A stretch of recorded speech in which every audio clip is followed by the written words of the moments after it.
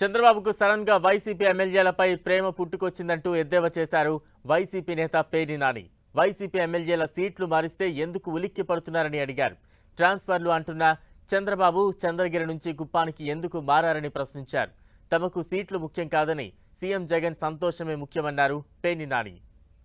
చంద్రబాబు నాయుడు గారికి వైఎస్ఆర్ కాంగ్రెస్ పార్టీలో ఉన్న శాసనసభ్యుల పట్ల కొత్తగా ప్రేమ పుట్టుకొచ్చింది.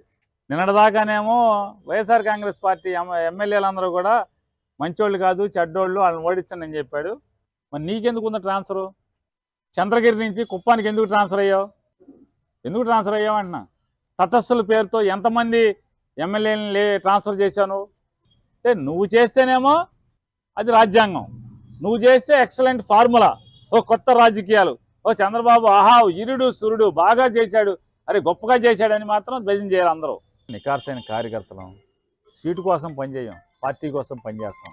సీటు వచ్చే వస్తారు, లేకపోతే రాదు. ఏమవుద్ది? వైఎస్ జగన్ బాగుంటే చాలని మేము కోరుకుంటాం. నేను కానీ, నా కొడుకు కానీ, నా కుటుంబం అంతా జగన్మోహన్ రెడ్డి గారు బాగుంటే చాలు.